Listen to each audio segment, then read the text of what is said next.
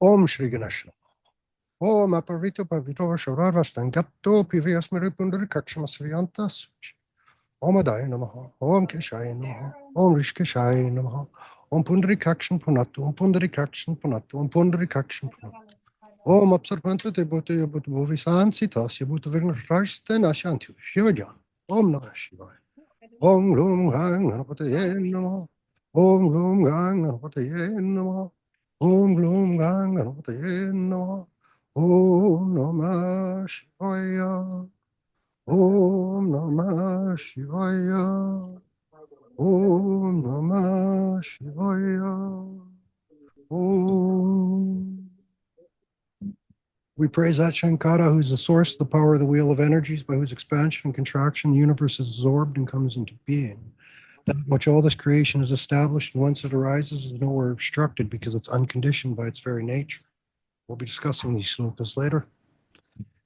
Good Jananam Buddhagani Savitam, Kapita Jambu Sarasarbaksitam, Umasatam Sakvanishkanam, Namami Vishwarpankajam, Sharanam Kunkumaraktaranam, Mahami Pandiva Mahurvahanam, Rudrasya Sunam, Surasanyanaham, Guham, Sharaham, Sharanam Prapadaya. Ya Kundandu Harabavla, Ya Shubravasta Vitra, Ya Vinavandita Vandita Kara, Ya Sutma Padma Asana.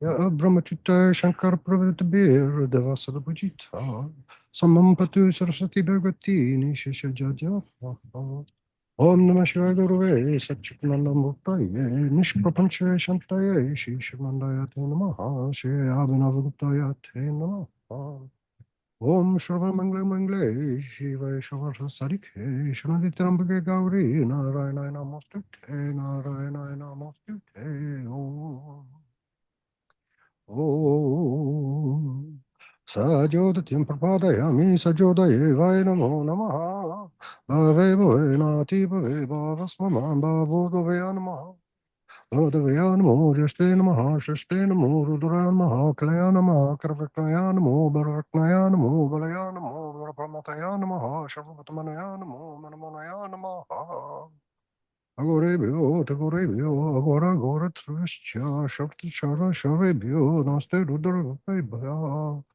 Tatrashe Vidmahi, Madevdim, Hitanul, Dapchodaya, Ishan Sharavidmanam, Sharabutanam, Brahma Diptir, Ramano Diptir, Ramashivo, Master Sadashivo. Om Amichorabhaivanam Sachananatam Trikrananatam Shidvasam Manasputram Dramakanatam Amurkanatam Srinatam Manasputram Abdramakakayam Trambakadityam Sangamadityam Varshadityam Adityam Nam Swanam Utpalaravam Acharyavam Shri Shambhunatam Smaguptam Abhinavaguptam Kse Maharajam Yogarajam Cha Shri Guru Manaka Kam Shiva Charyam Ramam Tatsasham Shri Mahatabaka Kam Guru Shantati Rupan Avataritam Shiva Shambhu Mishwara Rupam Varaivam Udam Shiva Tantram Alayam Karunalayam Namami Bhagavata Param Shankararam Yaka Shankararam Antima Abhinavaguptam Shiva Shankar Avataritam Mishwara Rupam Puna Puna Namami Varupam Pana Pana Namyo. Varupam Pana Pana Namyo.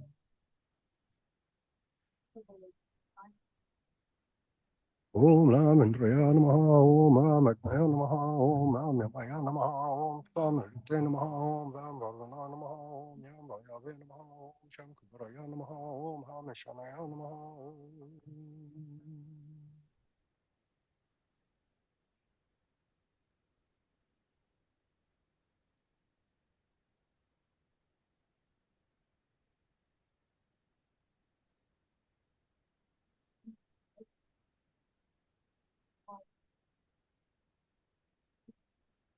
So I'm going to rewind this back to those English slokas that I read at the beginning, the Spanda Karaka, the opening shloks. So what I just sort of did for you, there was actually a couple sort of openings there. This opening verse is very popular to do. The first opening verse, very popular thing to do before doing mantras, before doing spiritual practices. Always saying Om Shri Ganesha first. some purifications. I don't know, you saw me wiping my hands, my mouth, and all this kind of thing. Um, and then I actually sort of do a second opening. Again, I say my namastes to Ganesha, my namastes to Shiva. And then Spanda Karaka, this is the scriptures that I've been following for a lot of years. Uh, Stanzas on vibration, especially this, I don't know if you can see that, this translation by Mark Dyczkowski. You can see his name. It's, I guess it's backwards there, but anyways, quite an esteemed translator and my neighbor in Varanasi. And so we praise that Shankara, who is the source, the power of the wheel of energies by whose expansion and contraction the universe is absorbed and comes into being. This is this right here is the whole essence of Tantra. The whole essence of non-dualism is in this first line, this first shloka. We praise that Shankara. This is Shiva, who's the source of the power of the wheel of energies. And the power is Shakti, of course, the wheel of energies, the chakras. And so Shiva is the source of this wheel. They sometimes refer to him like the axle of a wheel. And around it is all the Shaktis, and they're all spinning, but that axle sort of stays stationary. It's not moving, it's unchanging. And so they sometimes talk of Shiva as that source, that point in the middle of the wheels. Um, he's seen as an agent. And so when we praise that Shiva, or when we Shivoham, we like become Shiva, you are Shiva, I am Shiva, these sorts of things. What that's sort of saying, it doesn't say like, anyways, I'm like some big king god and I can just do whatever I want, and other people don't matter. What it says is that I'm the sovereign and I have the agency over my own actions. And so that's like everyone, right? So that what makes us Shivas, free to do whatever we want within our own selves. The outside, in a sense, outside of ourselves is all Shakti. Everything we see, all this changing stuff, right? It's like the wheels are spinning on the outside of the wheels. And of course, all the little Shaktis that are there are also these sort of mini wheels spinning. And so that's the energy, this flow and movement of energy. And all that flow and movement, it's all sort of Shakti. That's how we recognize anything. One of the like Spanda Karaka. So Spanda is vibration. Now, this is very interesting actually, because a lot of the quantum physicists and string theorists of modern days, these scientists, really, great cutting edge, top mind scientists, they've been going to study with my teacher in Varanasi and say, okay, we see all this sort of quantum mechanics. Now you tell us how it works, because they can see that in these sort of ancient scriptures. And one of the first things they say about Spanda is it comes in two forms, although the forms aren't different. But that's sort of like if you look at a wave, there's a crest and a trough. There's sort of two sides to all of this thing. All the energy we see and recognize anything because there's some kind of a movement to it. It's in time. It has some energy. It's going from, well, either through space from point A to point B, or through time from,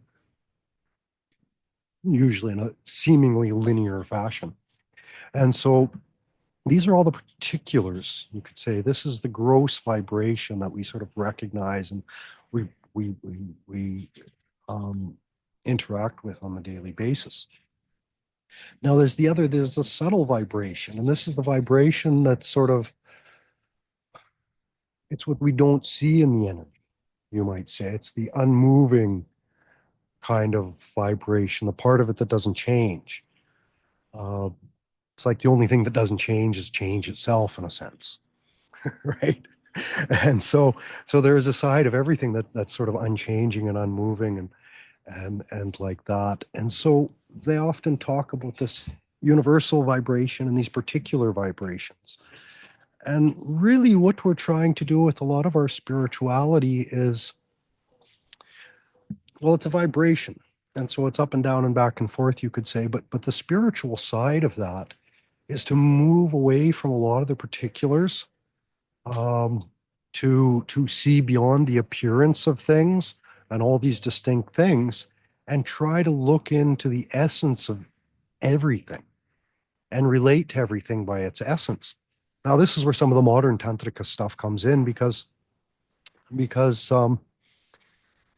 while you're also trying to get to really know the person and see them in their depth, but of course, tantra relates with everything. So you want to make that relationship with everything you have to deal with. Very hard as a traveler because everywhere I go, there's new trees, new flora and fauna, new animals. I don't know nothing, man. Back in the old days, the farmer on the land, right? They really got intimate with the land, intimate connections with the trees, with the animals they're raising. If there was forest around, even that intimate connection with the forest animals and the nature and all of that is kind of the ideal. And I think a lot of the modern, I don't know, the modern tantrikas, I guess I could say.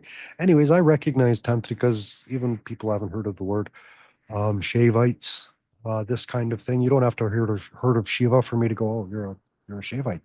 You just have to live in the forest and not want to participate in civilized, ordered society. Now, the reason I say that is because if you look at this comes out of scripture, but it's more in the stories, the Puranas in India are kind of the mythological history. But when we look at those Puranas, we see constantly over and over, even the Ramayana is one of the most famous ones. But this is Ram, this is a incarnation of Vishnu, the operator, the controller who wants to maintain things. And so that's sort of like the what I call the Vaishnavas, the natural Vaishnavas, are the people who are in the city, right? Trying to keep things all in order, and they're building our roads for us, and they're taking care of business. And us Shavites are not taking care of business. Um, so in a lot of ways, the Orthodox have every good reason to criticize us. Um, because we're outside of that. We don't want to participate in society. We don't want to follow rules, you can say. And so there's a kind of destructive aspect to that. What we're doing, we're especially as travelers, because in a sense, things things come alive for you anyways when you apply all your senses to it. And the more you're able to not just apply your senses, but use your senses to penetrate into the essence of that thing. And that's sort of what being here and now might look like. All my senses, I'm picking up all the sounds, my ears are sharp, I'm smelling the air, and they do that in the modern tantrika classes, right? You're trying to sharpen the senses, but it's not so you can just hear the birds and hear the songs. It's so you're able to penetrate to the essence of that sound. That essentially that essence is as close to Shiva as we might be able to come. Because of course Shiva, to come to full Shiva, you can do it in the moments of moksha and things like this, but it's such a grand experience that it's even scripture says, uh, Bas, stop. Why speak anything? Let them experience that for themselves. Right? I love these kind of lines in Indian scriptures because they're just like, no, actually, we don't know what we're talking about. We're just talking air, trying to inspire you to follow that route and follow that path.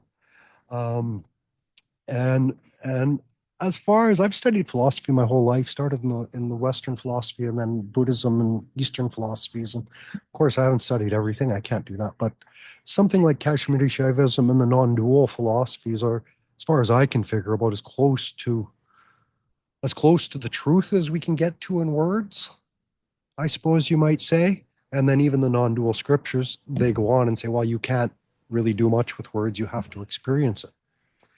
And that begs the question of how to experience it. Great question. Um, and we do this. One of the main techniques that that Kashmiri Shaivites use is the space between. And so as you're sitting there and you're sort of listening to your breath, and we're all like, we get into that flow, that up and down movement of the breath. This is the other thing I would say with breathing practices and things like this. When you want to get into more of the mystic traditions, any of the mystic traditions, if you think of your breath or you think of that vibration, try not to think of it as just like it's going up and down the spine like that. Bring it into a circle. Comes down the spine, back up the front, down the spine. And so you're cycling. And what that breath is doing, the chakras are a little bit like, it's hard to say if they're little gears that are spinning this kind of conveyor belt or if the conveyor belt is spinning the gears. It's probably a little bit of both. So you might think of that breath as this conveyor belt. The breath is coming in and it's spinning each of those gears as it goes through and getting them all moving. And so you want to start, really, the mystic path is cycles. Um, and so you always want to start thinking more in that circular fashion and all your thinking and your breathing. Uh, Western philosophy, they came close to this. Some of the existentialists sort of came close to some of what we're doing in Indian mysticism. Nietzsche had the idea of like eternal reoccurrence.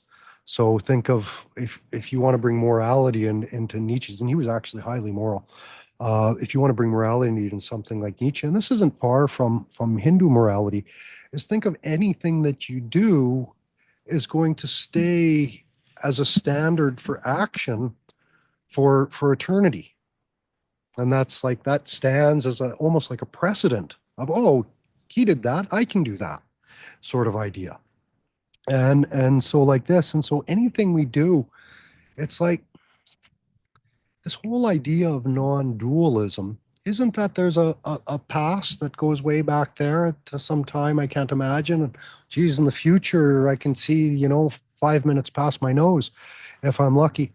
Um, but what non-dualism is that past and the future, it's all right here in the moment. And this was sort of, what can you say, a way of countering the Buddhist notion of momentariness. Because the Buddhist idea of momentariness is like, well, there's just this moment. And they sort of disconnected it from the past and the future. And so there's just these like, seems to be these moments that are disconnected and, oh, there's the moment and be here and now and you're fully free to do anything you want. Well, you are free, but that moment, there's no morality in that. And I don't necessarily say, anyways, it's not that I'm looking for morality, but when you work with energy, you quickly find out that morality and energy are very tightly entwined. The virtues in Chinese medicine are very much tied with your physical health, your mental health, the amount of power and vitality that you feel.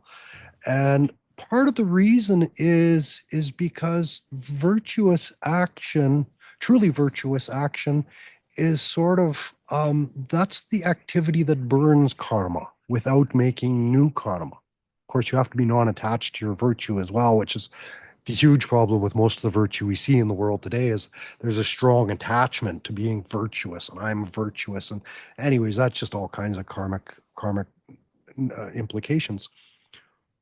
What a good, like, I should mention as well, like, I never followed the Brahmin paths. I never followed orthodoxy. The Babas and the Sadhus, like orthodoxy and Brahmins, they're more looking philosophically and they want to understand justice and rightness and different things like this. The Sadhus and the Babas they're the ones who really want, like, they're seriously want liberation. They want freedom. And oh, to get the freedom of a sadhu, it's well, that's why they have no possessions. Because possessions, well, it's not that you possess something, but when you have something that you think you own, it actually possesses you and takes you over and binds you. And so that's letting go of all of those binding things that are holding you back and essentially keeping you from doing what you want to do. Now, this is another thing that needs to be brought up. So doing what you want to do, because Tantra can very quickly fall into something like a hedonism. And and partially this is because there's a lot of emphasis in the modern sort of Tantra fields of self-love. You have to love yourself. And this is sort of the Shakti side of things, the mother energy. Just love yourself unconditionally. Whoever you are and whatever you bring to the table, like that's just good enough, man. Don't worry about anything. And you have to. That's all very important. And I'll never say it's not. But there's another side of that. And we, as I'll say, as yogis, We're trying to find balance. And so you have to bring in that side that has self-respect as well as the self-love. And that side that says, okay, yeah, I'm good enough. There's no problem. I'm perfect how I am, but I can be better. And so there's always this striving to be better, to know more, to almost push our boundaries in a sense. Like if it's like, well, if I am Shiva and Shiva, anyways, Shiva has no limits. He can do anything he wants to do. And so we want to try to experience that for ourselves. This idea of like, geez, I want to do this impossible thing. Can I do that? And so you set yourself to doing this impossible thing. And that's the beauty of Shaivites, because that's really the powerful inspiration of Shaivites is like, no, I'm going to do that impossible thing. Um, that thing that's beyond me, that thing that's beyond human. And I often remind, especially the like the yogis, and these sorts of people, that yogis aren't human. They're more than human. They can't, like as a yogi, it's not valid to use the excuse, I'm only human. For a yogi, that is no excuse. That's fine for humans. Most of this world is humans. That's fine. We have a bit of humanness in all us as well. But as yogis, we're striving for the divine.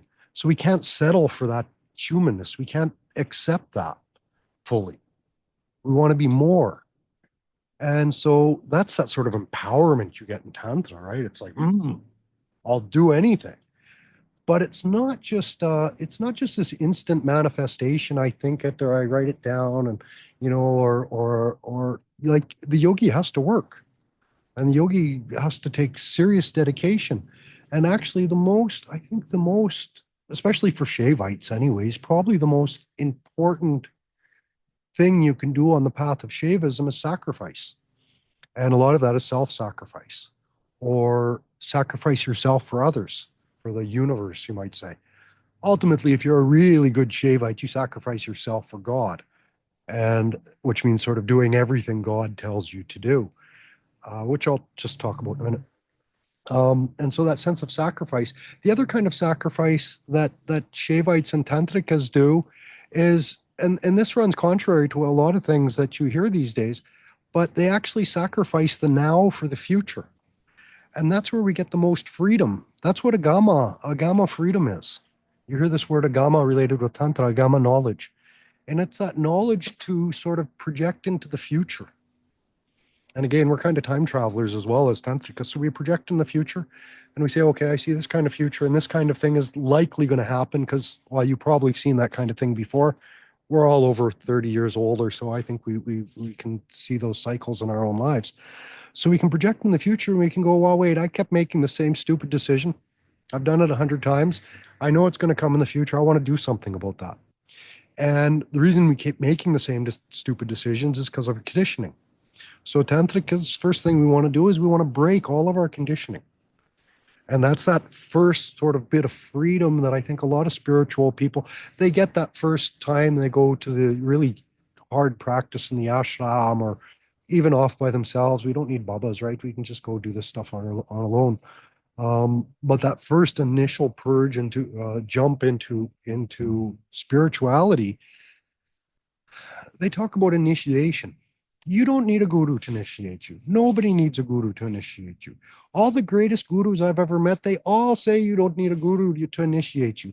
All the bum gurus I've met, they all say you need a guru to initiate you.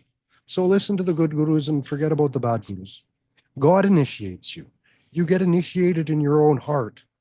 Right? You put effort to do yoga in your bedroom, just like no teacher, no nothing. You just make that effort day after day. A little bit of sacrifice, right? A little bit of planning for the future. You can break that initiation. They talk about a Shakti pot, right? You get this transmission, and that first spiritual initiation breaks off a really big chunk of your karma. And to a certain degree, karma is the stuff that binds us. These are the activities that we have to do.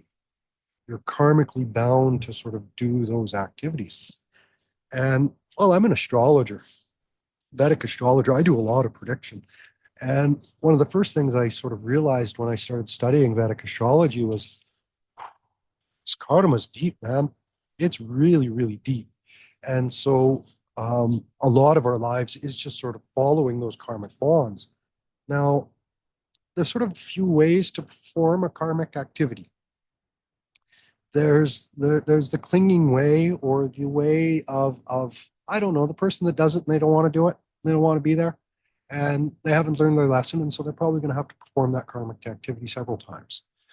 Um, and then there's the person who performs the karmic activity without any attachment or revulsion to it. They just sort of accept it. They don't hold on to it. They just perform their duties and their activities, and and these are the ones who are completing their karma, you might say, or burning off their karma. Now, this doesn't automatically mean like oh, I just surrendered to doing the dishes, and tomorrow I don't have to do the dishes. You probably have to do the dishes tomorrow.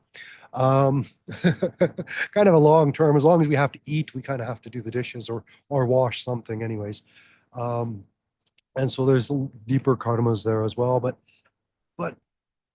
this sort of freedom, it's like scriptures will say, like there's a proper way to give a gift, and there's a proper way to give out a punishment, for example. And so it's like all the emotions we feel, even anger, jealousy, shame, all of this sort of stuff. Um, Orthodoxy, these things are all bad, and we just want to, like, I don't know, mostly we want to cover them up and pretend they don't exist. Tantra looks at this, or the hardcore mystics, anyways, they look at these kind of things very differently. They become our friends, actually. Your shame, your guilt, your bad feelings, because they're like, the friend who comes and tells you like there's something you're kind of bit different these days, and you're maybe kind of pissing people off, and they come and tell you that you're a problem. You're the problem. And so that's kind of what the shame and the guilt and all these things do. They're like, you're the problem. You'll have to look at yourself. And so they're our best friends. We treat them like our enemies, but it's like these are the ones that are like, dude, you got to do something. And we're like, no, I really have to do something because it hurts and it sucks. And so this is a lot of what the tantra does, is they flip a lot of these things around. They kind of reverse it. It's even this whole sense of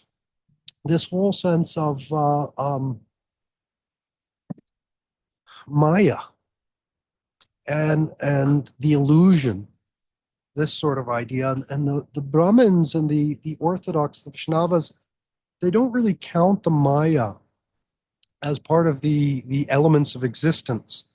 And I should, maybe next class I'll talk more about the tattvas, the elements of existence. But so the Orthodoxy, they don't count them as part of element. They say, oh, Maya is just, it's fake, it's an illusion, it's not real. And the thing I don't understand about that is, okay, you want to call it the Maya's fake, it's illusion, it's not real. I get that. But then everything that comes out of that Maya is also not real. But then they count all this observable reality as part of observable reality. So the tantrics sort of also had a problem with just sort of dismissing Maya. And the tantrics are, well, our whole reality is sort of filtered through Maya. And she's our mother. And so even if she's like, anyway, she makes us do the dishes, and that sucks. I don't want to do the dishes, mama. And she's like, well, anyways, you ate yesterday. If you don't do the dishes, you're going to get sick. So just do your damn dishes. Um, so so this is kind of the reality that we work with, and it is kind of an illusion to some degree. It's not real that things come into being and that they end, even ourselves, that we're born and that we die. And this is also where we get freedom, when we start to understand ourselves on that more universal aspect, that actually I'm much more than the sum of this body. I'm more than the sum of my karma. I'm more than this. I'm more than this bound being. And so Maya, which is sort of what puts the bindings on us, Maya is a little bit like the chakra realm, is kind of dealing in that realm of Maya. Halfway, it's not real, it's not real. It's like, it's not real, but it has an effect, I guess you might say. And this is sort of, even scientifically, this is kind of the there's 2 points out in space. If you track those 2 points that aren't associated with anything in particular, but if you track those 2 points in space, they're right across from each other, both sides of the Earth. then when the sun and the moon line up on those points, we get an eclipse, which is a really powerful effect. And so it's like these 2 points in space, there's nothing there. They're mathematical calculations. And in some sense, mathematics is probably like it gets closer to God than we can ever get with our words, with anything. Mathematics is probably as close as we can get to all of that. So on the mystic side, we're often kind of like that math and that logic. We're like, no, you just like go away, man. I just want to feel and be with my heart and like this. But if you're a really good yogi, again, the balance, right? You got to bring these things together. You got to make them not make them agree, but sometimes you have to agree to disagree, but there has to be both sides of yourself have to compromise a little bit. There has to be, Tantra is all about the relationships to things. And we make it relationships to things on the outside world, but more importantly, it's relationships that we have with inside ourselves and understanding those different little relationships that we have between our spiritual thinking, which is like, kind of crazy man up there, and this logical, rational, in the head, as they say, sort of thinking. And so both of that, the heart has to compromise. Sometimes the head has to compromise, and there has to be a relationship. And we see it all the time, especially on the spiritual path and this tends to happen earlier on in the spiritual path, but some never come back from it. They go that heart path and they go really extremist on that heart path. And it's beautiful and they suffer for it. If they're a good yogi, they're I want to say they're suffering on purpose, but they accept that suffering. That's their sacrifice. I'm just going to sacrifice whatever. If I have to live with my heart and it's going to be like this and all these problems are going to come in because I'm illogical, I'll live with that. And that's beautiful, man. Like you want to live like that. The the good yogi, the good tantrika is aware of these kind of sacrifices. These things are being done with that awareness, not just anyways, it's la la la la la, right? And so whatever you want to sacrifice in your life, as long as you're aware what you're sacrificing and that you're doing with that kind of awareness, like go as extremist one way or the other as you want. Um, I find it quite funny actually. Anyways, I'm a Western guy. I grew up, with reason. I do astrology. It's very sort of logical based. I really like using my mind, right? Really like dive into mathematics. I used to do engineering and building stuff and all of that. So I just love that side of things. It took me a little while. A big part of my early practice was finding my heart. When I first went to India, bhakti was some like foolish thing. Singing these songs was like spiritual kindergarten, you could say. It's like, anyways, I'm studying serious philosophy here, guys. I'm serious about this stuff, all this kid stuff. And then I still remember it was my second year in India when the bhakti sort of hit me.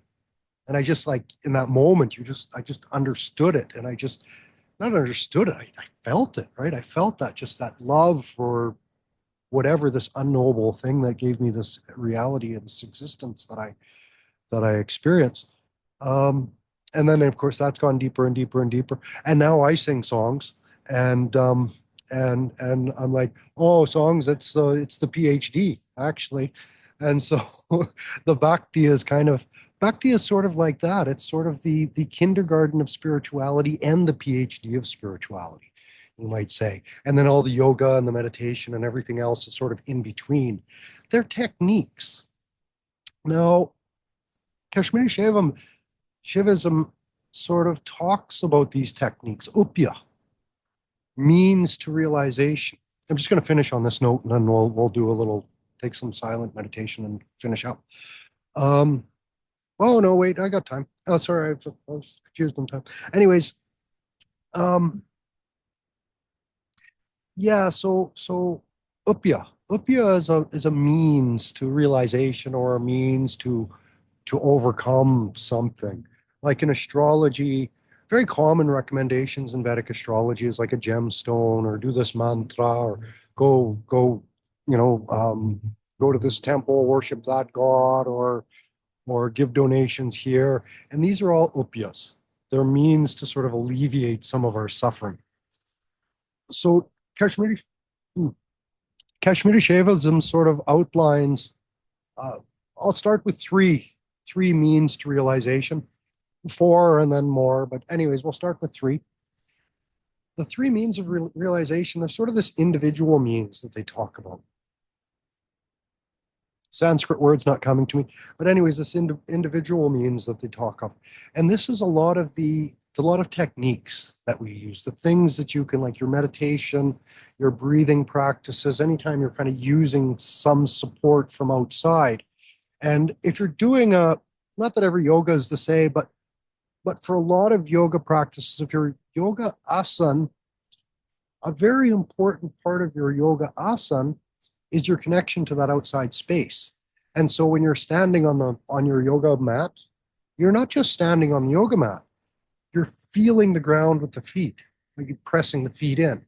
Right? If you're doing something and your hand is on the mat, you're not just like resting on your hand is engaged. And well, this is sort of tantra in a sense. It's not this passive acceptance of our fate. Our fate might be there, your karma might be there, but you engage with it, right? As much as the world sort of reaches out to touch you, you reach out to touch the world. And so when we do this in our asana practice, these small things are those reminders. Engage with that world. Be there. Be present with it. There's nothing really.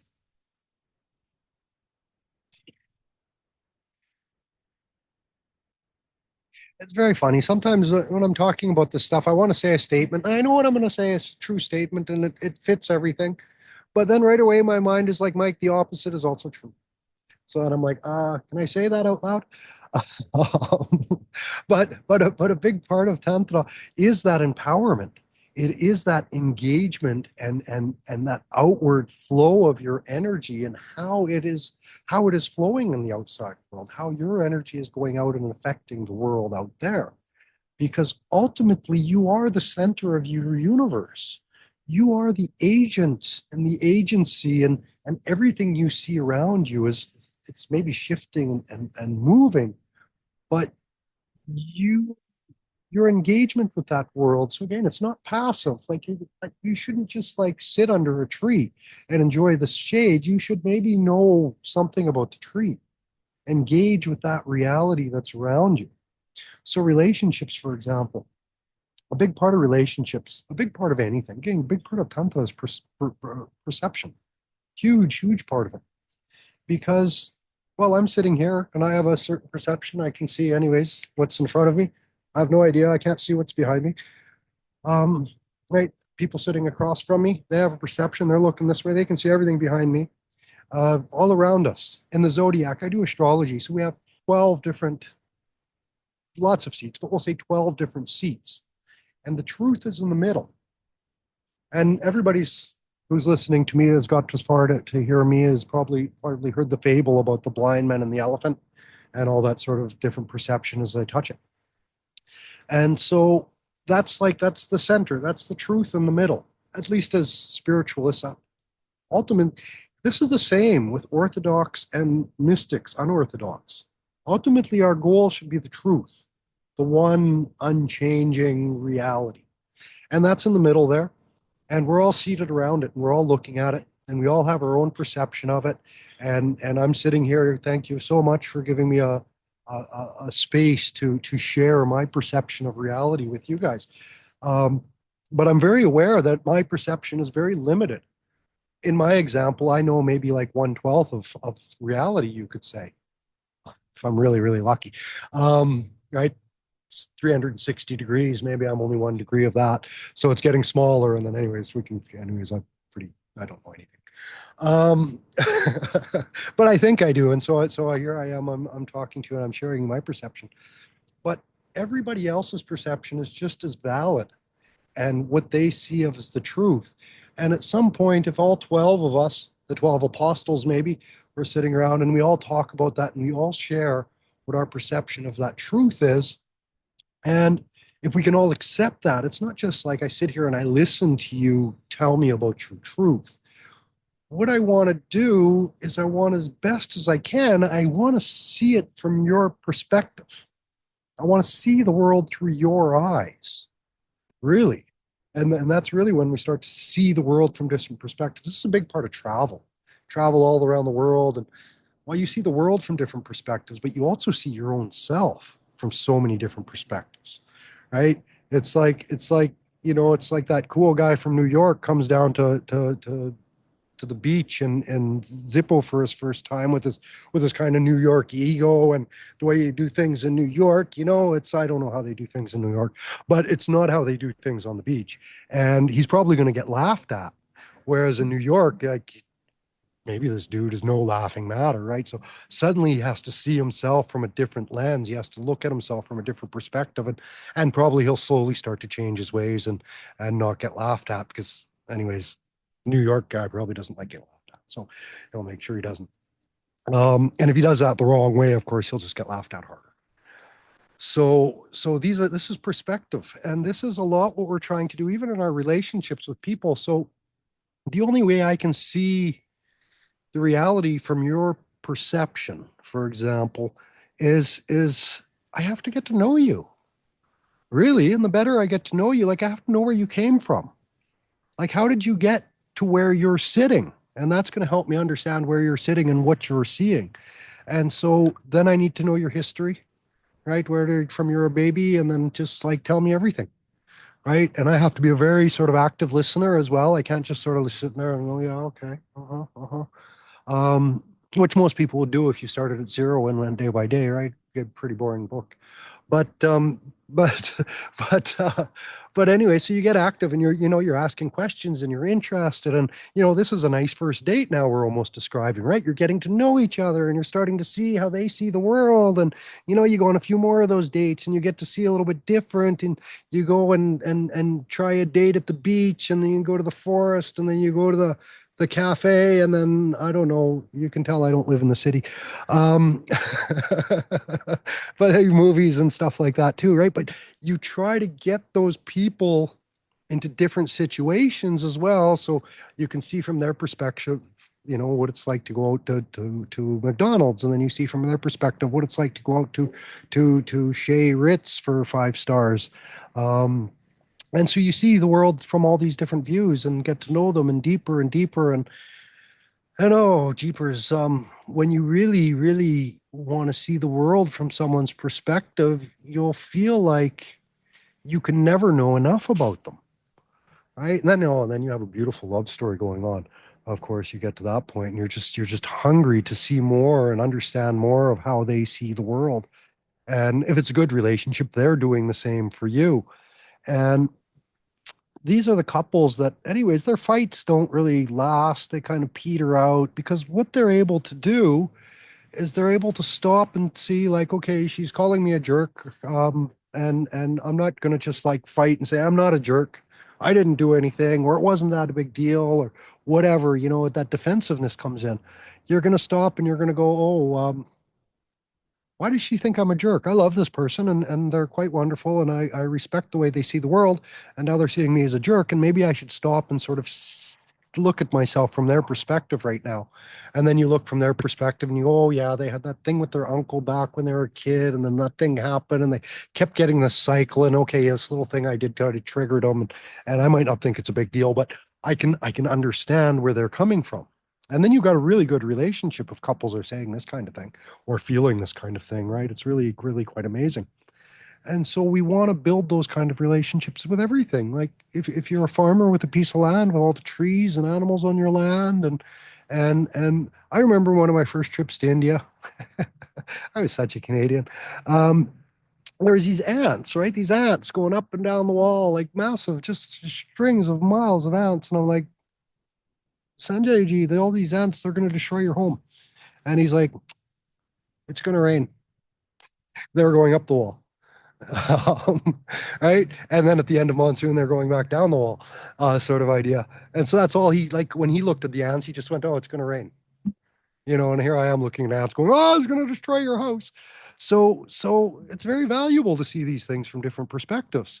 Um, and a big part of my path, because I travel alone a lot, I'm sitting in the forest alone a lot. I don't, if I'm not alone, I don't understand the language anybody's speaking, and so I'm just sitting there, and well, maybe I'm bored, but a lot of times what I'm doing is I'm watching the animals. And these are the most amazing creatures. These are the best gurus, really. The animals, the ants, the buffalo, the dogs. Oh, Mike's sleeping dog, of course, right? So the dogs, I've got an affinity for them. They're really just, it's incredible. One of the, again, Tantra. So Tantra in India, it's like the Natha Babas. They're following Tantra, these sort of heterodox Shaivite monks, the Agors, most of the sadhus, you can say, who are not associated with an ashram. Although now in India, they've sort of all associated with ashrams to some degree because they get a Baba card in India. And so anyways, it just makes it easier for them to travel and stay at ashrams and be Baba. Um, and I don't know, back in the old days, the Baba could carry a big bag of ganja also, but you needed the Baba card. Um, Although I smoke ganja with police in India all the time and they don't seem to mind. They usually bring it. Um, so these Babas, anyways, so they're disconnected. They're not really following the orthodoxy. Um, what was I saying about that? So nobody knows what I said. Um, so so anyways, this kind of different perspectives, anyways, of looking at the world through like, geez, look at the world. Go out and live with these babas, and you see the world through their perspective. Their idea of yoga has a lot more to do with sort of surrender to God and surrender to Shiva, who's can be a little bit destructive as well. But it's looking for that sort of ultimate freedom. And here's the Baba, they're not married, they have no children. Um, right. And I often tell people if you want to look for meaning in your life or purpose in your life, and the reason we want meaning and purpose in our life, the reason these things are sort of seen as ultimate goods is because when you have meaning and purpose, you can withstand almost any kind of suffering. And if you have a really big meaning or a really big purpose, like you'll give your whole life to it, right? It doesn't matter.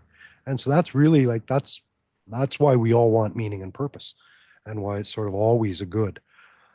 Um, but when your meaning and purpose is to do whatever God sort of tells you to do, it's very powerful and it can be very destructive because God sort of doesn't follow reason. He's not like, oh, do this first and then do that and then do that. And he kind of does that, but a lot of times he's just like right at the end, he's just like, okay, do this. And you look and it's like, that's impossible. Um, that's sort of one of the clues that God is talking to you, you can say, and not just your own blah, blah, blah reason and your own conditioning and all these other sort of blah, blah, blahs that are going on in our head. Because oftentimes when God is talking to you, he won't give you a reason. He won't tell you why you have to do this thing or why it's a good thing, or he won't tell you anything like that.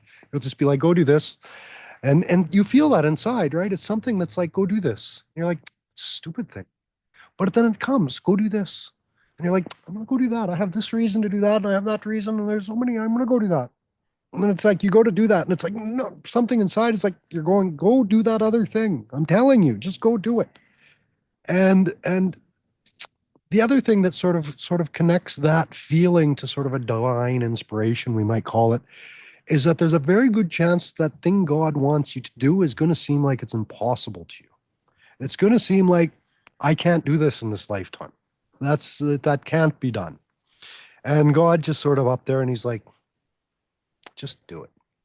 And he doesn't give you any reasons, but you feel that inside. And that's sort of like a lot of our practices. That's that voice we're trying to listen to, is that really deep intuition that doesn't always have a lot of reason. It might have reasons, but it's like when you're a little like 5-year-old kid and Papa tells you to do something. And you're like, well, why? And the reason is so complicated, and Papa's just like, just do it. Right? He's not gonna you're not gonna understand anyways. Just go and do it. Um, and so that's a lot of how that intuition is kind of working for us this way, and how to know if it's intuition or if it's reason or where those voices are kind of coming from. And that's ultimately also like when it's a real purpose, when it's a real kind of like divine mission, you're not gonna get it done next week. You're not going to do that. Oh, God is telling me to, well, in Neo Tantra, God is telling me to sleep with this person. It's like, God is not telling you to do that. He's not telling you to, he's not managing your day to day activities. He doesn't care what you do today, actually. If you want, go ahead and do that. But he's more like, he's looking at the big pictures that are actually, well, bigger than this lifetime ultimately. So the bigger that feeling of purpose, the more impossible that thing does seem like it is. If that's what God wants you to do, you'll find your meaning and purpose in that. So go off and do that. Um, and what often happens if it's again if it's truly a divine thing is oftentimes that big impossible things come along and they sort of help you do that impossible thing, and before long you're like, oh, actually, next. Got that done in this lifetime. I didn't think that would happen. But oftentimes it is sort of bigger even than like it's just kind of no finishing it in a lifetime. Like I think of my astrology work, for example. Um, I don't know if you guys have had a chance to look at that. I've got the website Mike's Sleeping Dog. I've been working on this. I call it the Nakshatra Project. In Indian astrology, there's 27 nakshatras, 27 moon signs, and sort of overlaid in the 12 sun signs. And so I've been doing this deep research project. When I got the idea, the first thing I said, oh, that's impossible. And I went, no, I can kind of do that in 10 years. And so I'm about halfway through that. And sort of like, okay, that initial project, that initial research will be done in 10 years, but that's sort of like only the foundation. That's like the start. That's just like, that's what I need to do what I want to do, sort of idea. And so it's like, okay, it's done, but it's actually just starting. And I think that's almost another lesson of Tantra, is that it's that, again, the cycles. We've got to think in cycles. So, okay, it's done, but no, that's a beginning. The Camino de Santiago de Compostela in Spain, they all say that too. You do the Camino and then you get to Santiago and everybody's like, no, your Camino just started. And I love that. It's kind of like, it's a little hokey, but it's sweet anyways. I really like it. Um, so every day is sort of that new day, that new dawn. Uh, Aretha Franklin, not the one. It's a new day, it's a new dawn. Anyways, beautiful stuff. Um, there's lessons. Everybody's a Baba, right? Everybody's got beautiful lessons to teach us. They're all over if you're open to it. So so that's what we're trying to do. Now, I mentioned one of the other techniques earlier in all of this. And again, big part of what we're trying to do is sharpen that intuition, become sort of more sensitive to the divine messages of the universe, if that makes sense. Lofty goal, though. And so we want to be more sensitive. And that's sort of another area I think a lot of people on the tantric path sort of run into troubles, because we do a lot of these exercises to become more and more sensitive. If you go do a vipassana and you go off into some forest, it's just quiet, nobody's talking for 10 days or a month, some people do. And this makes you very sensitive. So it's so funny being in Varanasi, because so many people do their Vipassana in Bodh Gaya, which is near Varanasi, and then they come to Varanasi, and Varanasi is just like chaos, just madness. And it's so funny because they're so sensitive. They go to the river and they're feeling all meditative, and they want to sit there and they want to meditate nice and quietly beside Ganga.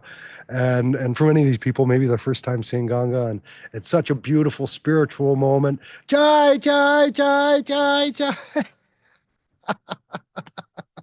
And they feel it, right? It hits them because they've been in that quiet for so long, and they've become so sensitive and so soft. And so that's the thing. We want to become very sensitive. That's a big part of what we want to do. We want to be sensitive. Our senses, our mind, our intuition, our just ability to feel the vibrations of this universe, feel the energy of a room, perhaps. But the other side is we also want to become very strong. And as much as we have to, well, the earlier parts of our spiritual path is going to be a lot of like getting rid of that conditioning that we have, which, anyways, feels like a loss of identity, you could say. And so shed that sort of identity that we've been carrying around for, well, our whole lives, incarnations. We want to get away as far away from that, you could say, as we can. and wipe the slate clean, you could say. So you've spent your time in the ashram, you've wiped the slate clean, you're super sensitive to everything. Now you have to take some time after that to strengthen yourself, to find yourself for yourself, so that you become, I like to call it, so you become firmly seated in the self. You know who you are in such a way that you're not going to get just like knocked over by the first wind or the first thing that comes along to challenge you. Um, so so it's kind of twofold, and part of that is like getting to know who you are in this incarnation and in this body. And so a lot of the yoga practices are doing that, get to know our physical selves. We do our meditations and these mental exercises. Mantras are a great way. Start practicing mantras, you'll see these different levels of mind. I'm doing mantra at this level, but actually I'm completely distracted thinking about all these other things on the other level. And then you'll see how the mind is working on all kinds of different levels. It's really, really cool. And so that's what a lot of the meditation, the mantras are doing. They're kind of shining a mirror on your own mind, on your own inner self. And the other thing we're kind of trying to do with all of that is to see that sort of Shivahood self. And that's that self who's firmly seated in the center of all this changing reality. And that's that Shiva nature. And Shiva, anyways, that's also what, like, that's our own inner agency, our own ability to act. And a big part of tantra as well is, I remember my teacher, is looking at one of these yantras, you know, the Sri yantra, all the triangles that go together, and it's like really wild and psychedelic, sort of an image. And this is the Sri yantra. And I remember asking my teacher, I'm like, there's all kinds of yantras, these little designs. And I was like, what the heck is this? What is this thing? And he says, yantra is just a thing. Tantra is how you use things.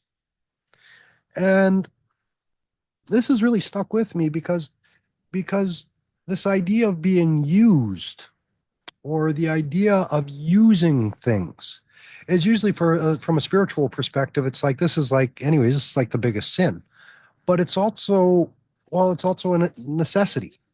So as much as you are Shiva, and you are this eternal sort of subject or the agent, you are also Shakti. You're also your body. You're also this limited being as well.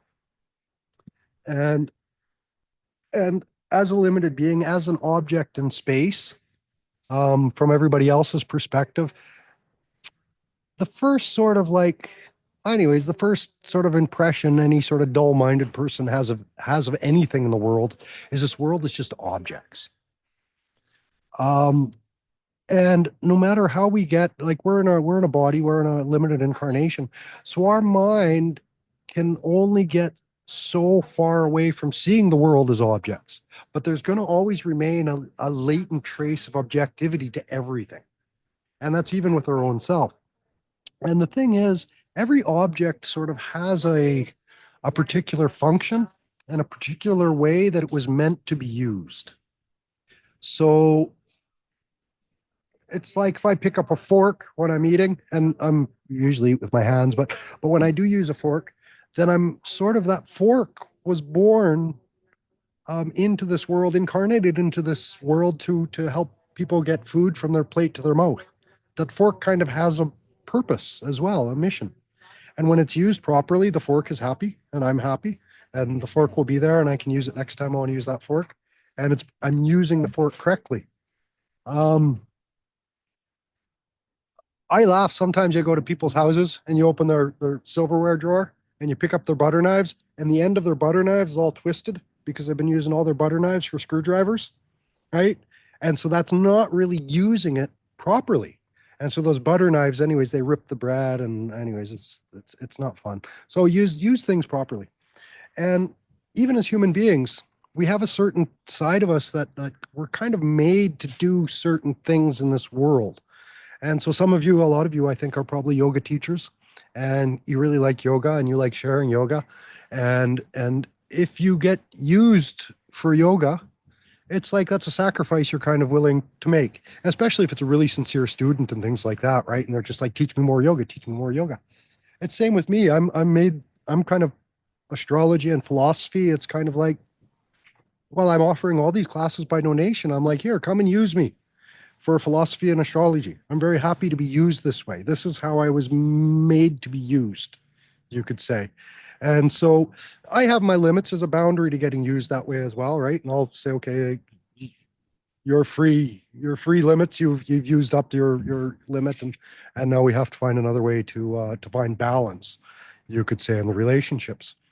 But we'll bring it to Neo Tantra again in our intimate relationships, right? Both people, there's always going to be, as much as you want to see the divine and it's just this divine union and this soul union and it's all beautiful, there's always going to be an aspect of having to use each other for something as well. There's a practical element where you both exist in this world, and your partner has to give something, right? If one person is just giving, giving, giving, giving, giving, well, that relationship breaks down. So it has to be sort of a mutual and shared kind of thing.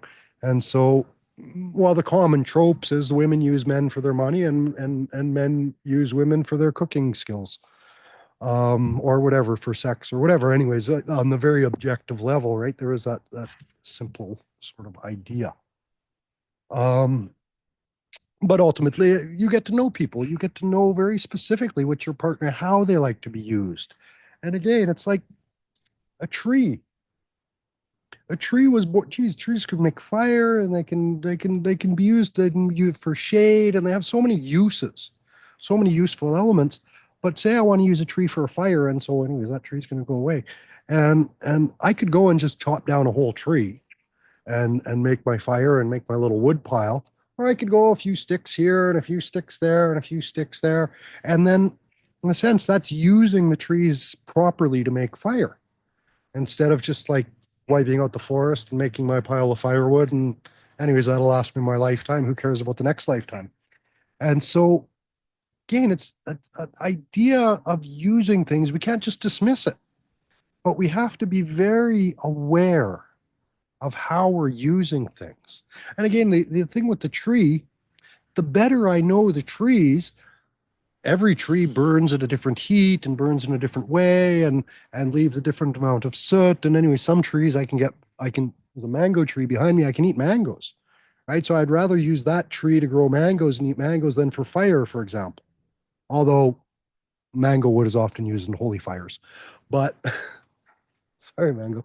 Um, so there's this idea of being used, and it's never going to go away. That objective form and that objective way of seeing the world is already there. So we have to use things with the awareness and practice a sense of awareness.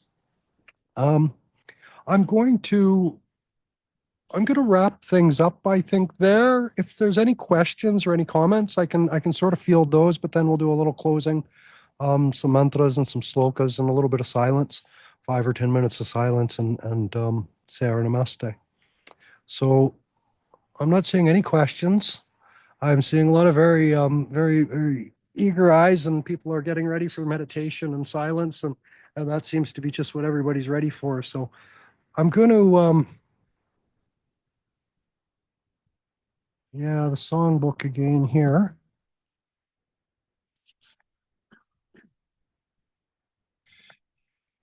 Just some closing mantras. I'm going to do that first mantra you see. It's the closing prayers. The heck is it? I don't have page numbers on this. But anyways, the closing prayers. I'm going to do this first mantra a few times, Trambaka mantra. I'll do that 3 times, then we'll finish up the closing. Oh.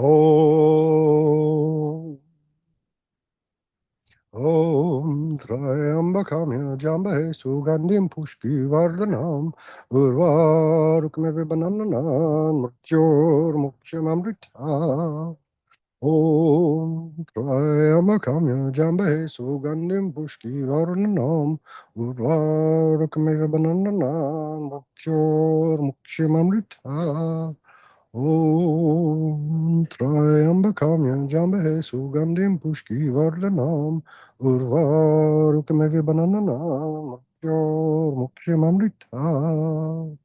Om Sharvesham Swastirvavatu Sharvesham Shantirvavatu Sharvesham Purnam Bhavatu Sharvesham Manglam Bhavatu Sharve Bhavatu Sukina Sharveshantirmaya Sharve Banandari Pashantu Ma Kishir Dukavag Bhavat Astoma Satkamyatma Soma Juktirkamya Mrityoma Mritam Kamya Om Purnamada Purnamada Purna Purnamadachate Purnase Purnamade Bhavishate Om Shanti, Shanti, Shanti.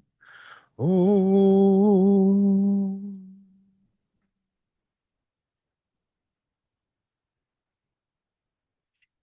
Let's take about 5 or 10 minutes silence. You might want to be aware of this space between your inhalation and exhalation.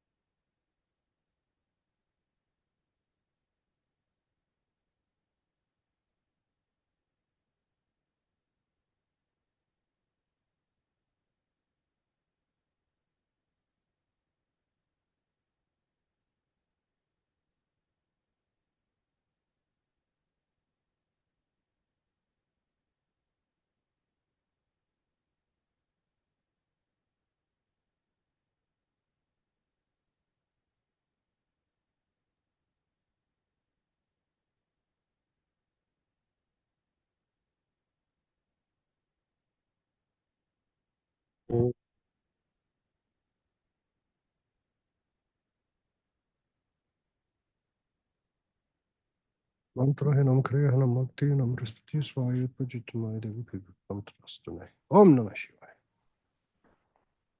ओम नमः शिवाय।